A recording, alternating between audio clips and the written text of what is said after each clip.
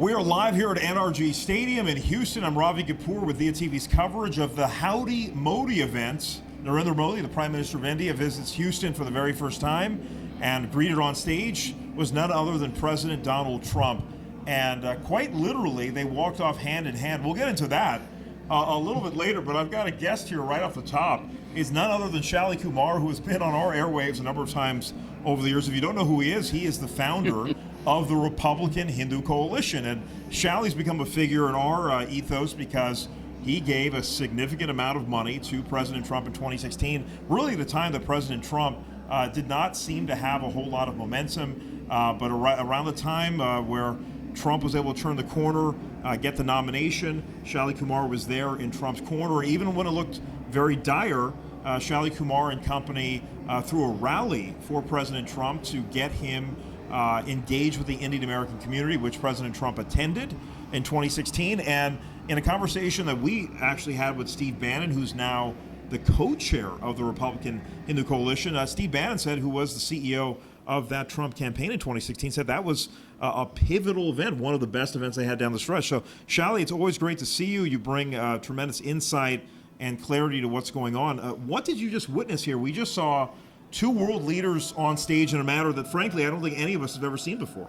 That is correct. This is the first time in the history of United States. I think President Trump probably is going to get quite a bit of flack from the left, and as well as Prime Minister Modi is going to get a lot of flack from Congress opposition in India. But this truly was really a political rally. I've never seen anything like this, with Netanyahu and President Trump.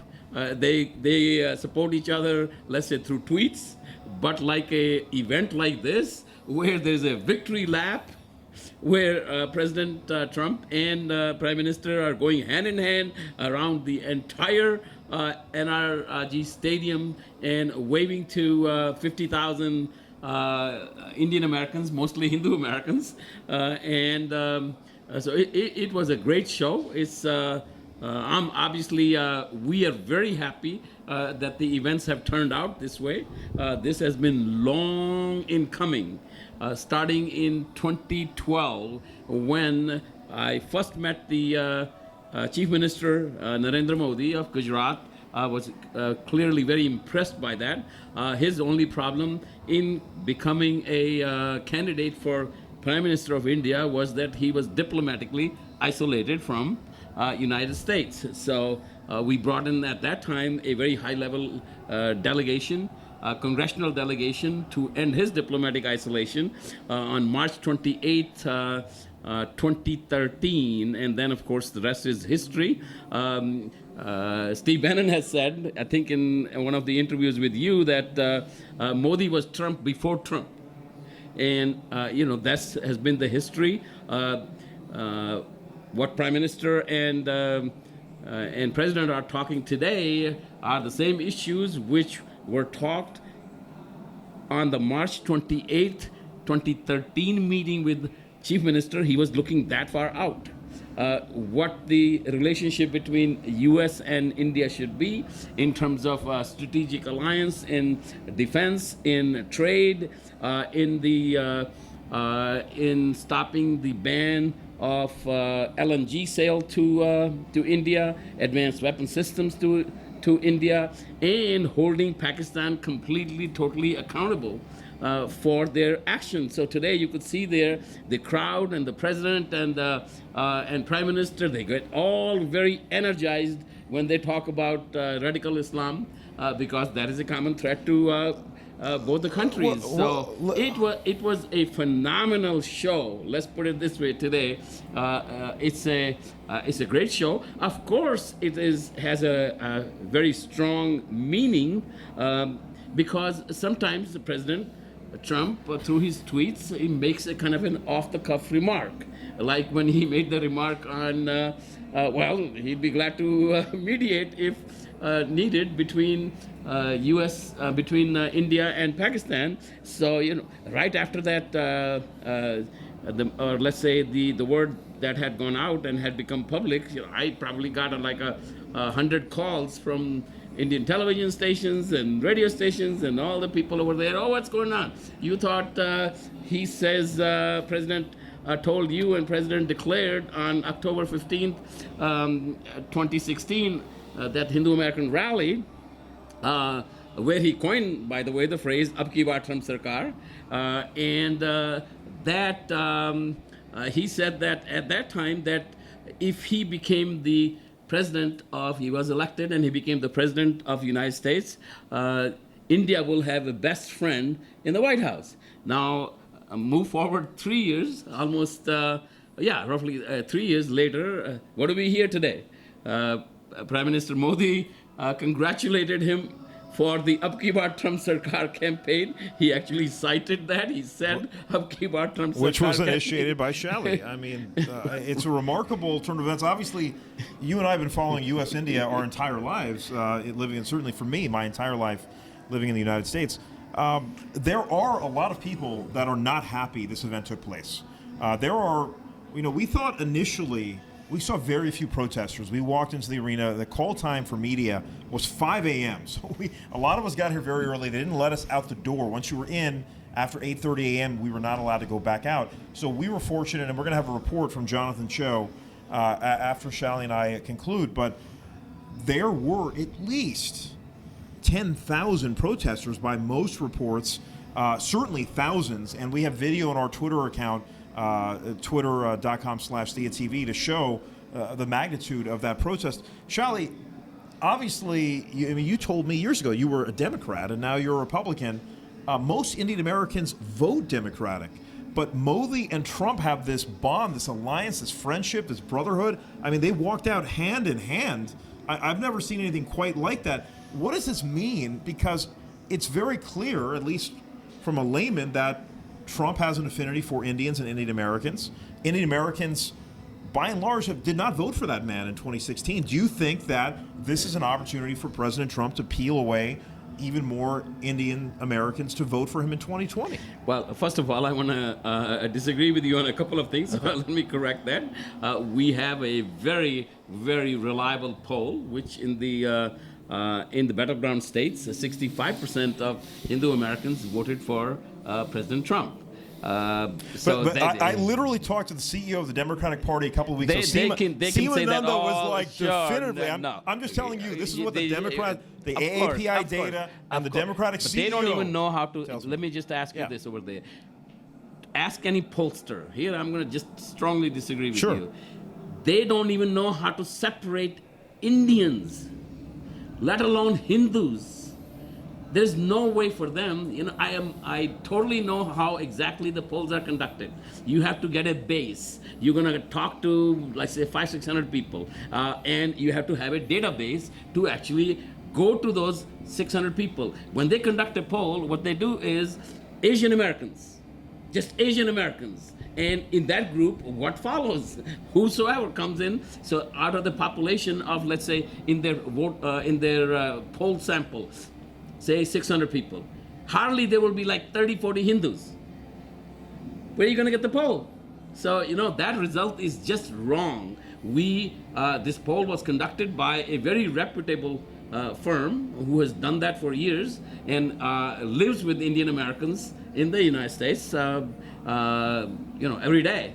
So they knew how to conduct the poll. But let's move on to the other subjects. We may disagree on that. And we have over the years. Over the years, we may disagree on that. But the fact is, you see, it's on a policy level. India and United States face the same issues. Both the leaders are also, they think alike. What is the word? Economic populist nationalism. So that's both of the leaders are that way. Modi, India first, make in India, and President Trump, America first, best interest of the American citizens first, and made in America. That's what they push for. So there will be a little bit of a friction, but overall scheme of things, because these leaders think alike, irrespective of anything else, caste, creed, social status. They just think of the economic development of its population, of its citizens. So there is a lot of commonality between that. And of course, where India is surrounded by hostile nations, including, of course, Pakistan and China, then it becomes very common. They are the largest democracy, and the biggest democracy, most powerful democracy, most stable democracy, and at the same time, they face the same issues, same challenges. When two countries are going to face the same challenges, and their leaders think alike, how to get out of that, how to make progress in those circumstances, how for America to fight radical Islam, how for India to fight cross-border terrorism. So, things come together.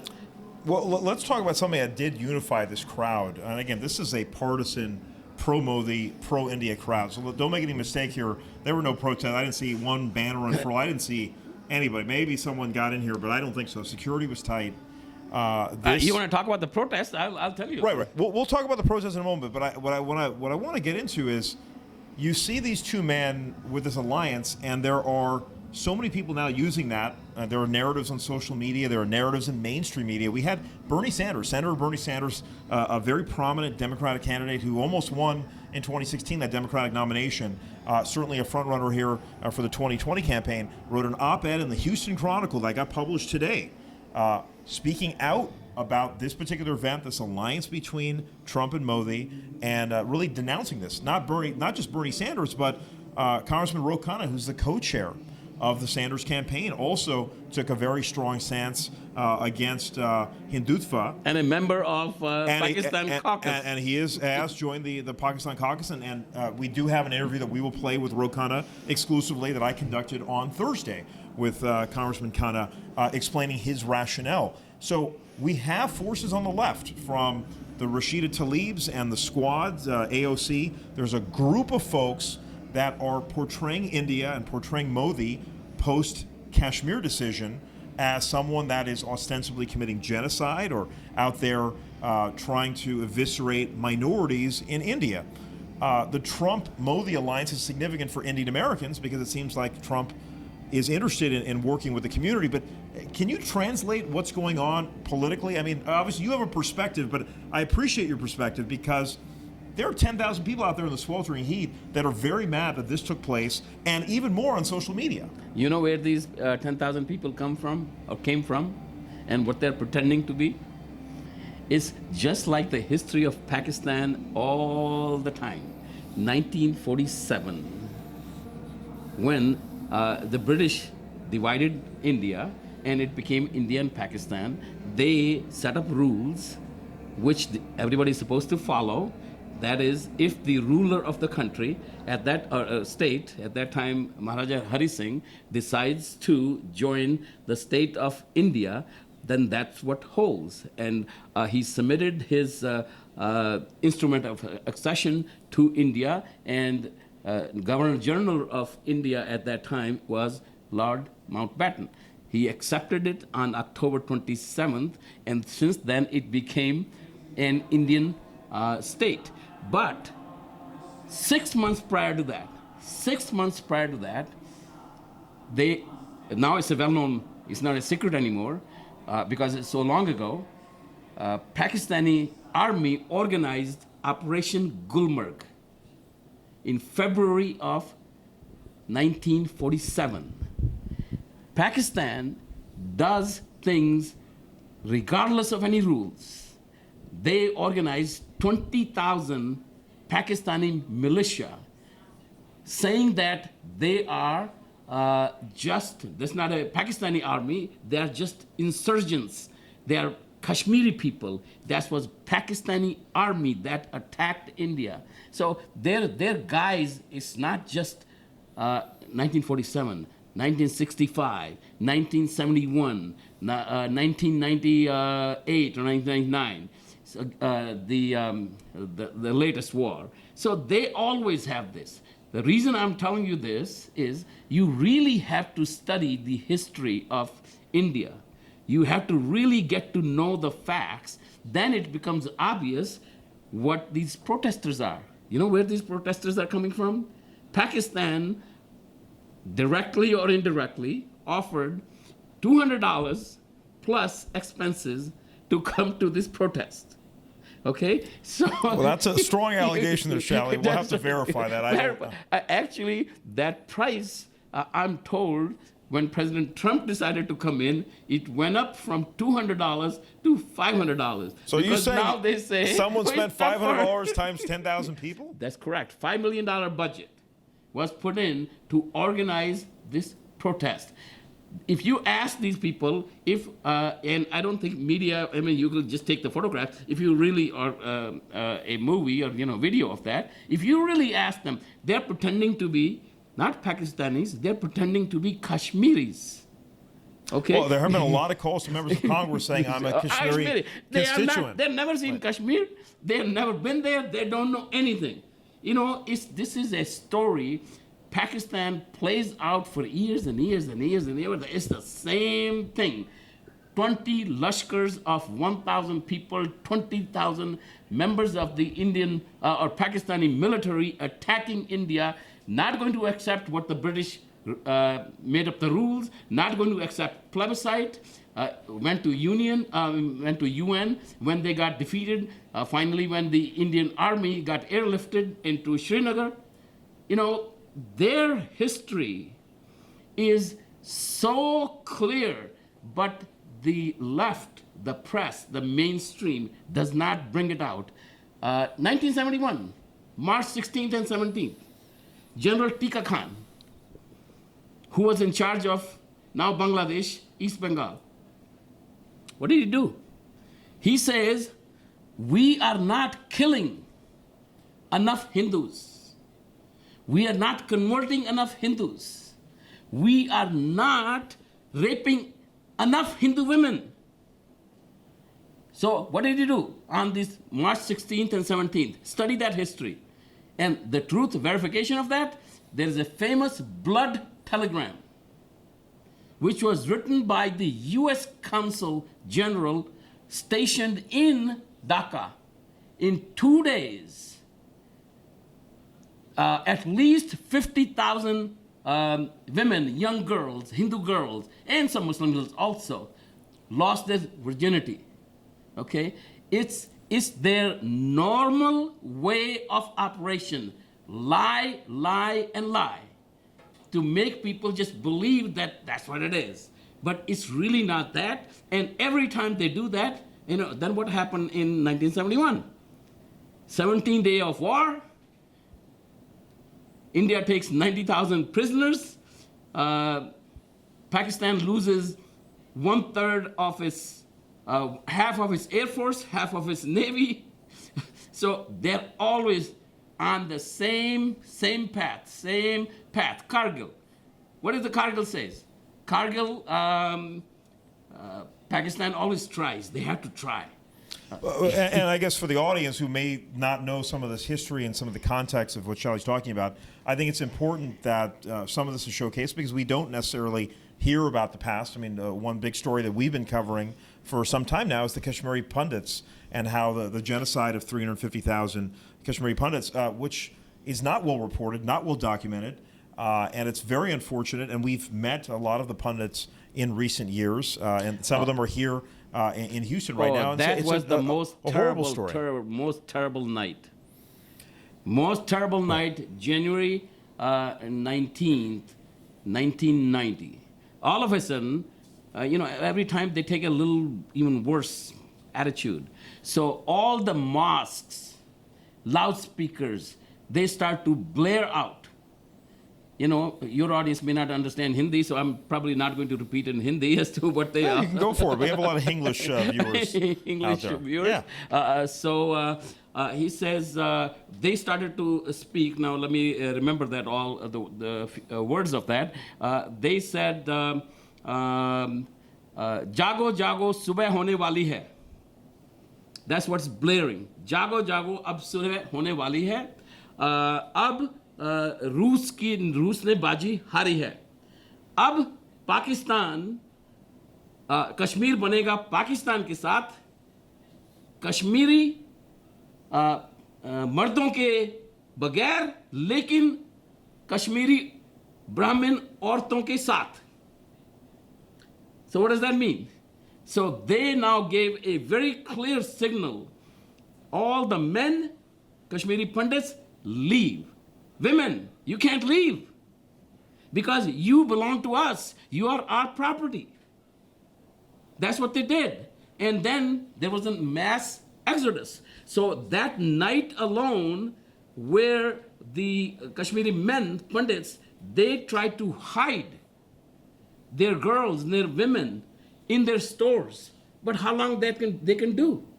So all these radical Islamists, they burst into the homes and captured the women, and what they do? Then rape the heck out of those people. I mean, by the way, do you know the story as to how much aggression there is at the hands of what I call radical Islam in Kashmir? You see, Kashmiri women are very beautiful. Their features are very good. So you know what they have to do? What they had to do for a long time? If the girl is too pretty, cut off their nose.